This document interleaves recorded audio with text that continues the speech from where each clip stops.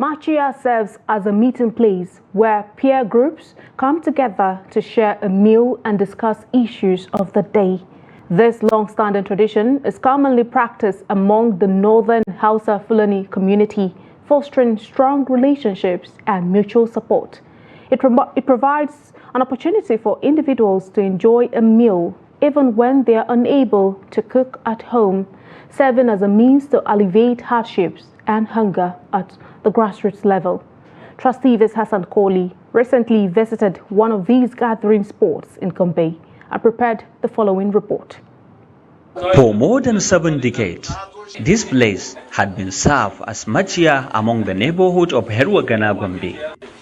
People, mostly elderly, are gathering on a daily basis to take breakfast and reconvene in the evening for dinner. For Babayo Modo, a 55-year-old community leader, Maciya tradition has been one of the most significant ancient cultures among the Muslim community.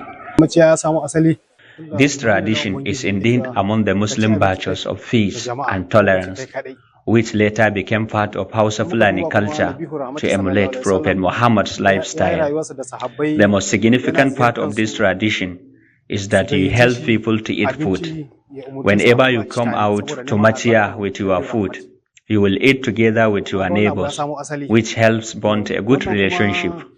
Besides, some strangers are also invited to eat together with the needy, whom they could not afford to cook anything at home.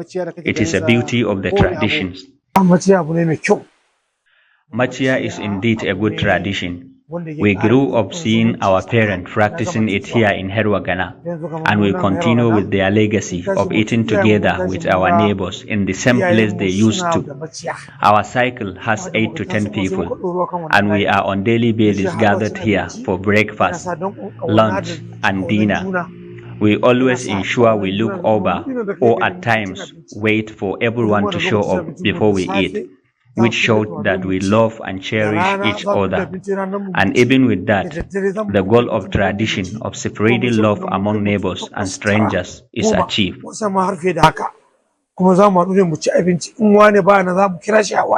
For many elderly people like Bapova Buga, a 72-year-old resident, avoiding such traditions among people will for sure be responsible for the deteriorated relationships among neighbors and worsening hunger among communities.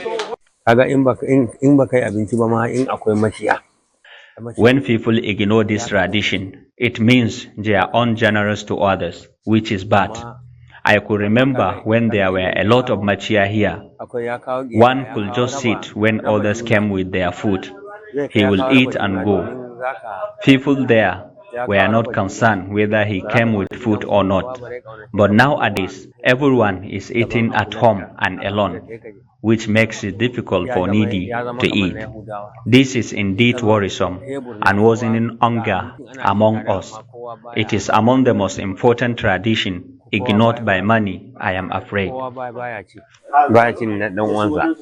Sagir, a 61-year-old Gombe resident, is concerned that globalization has made the youth see Maciya as irrelevant to the modern world, warning that avoiding such good traditions may continue to inflict serious setbacks on peace and tolerance.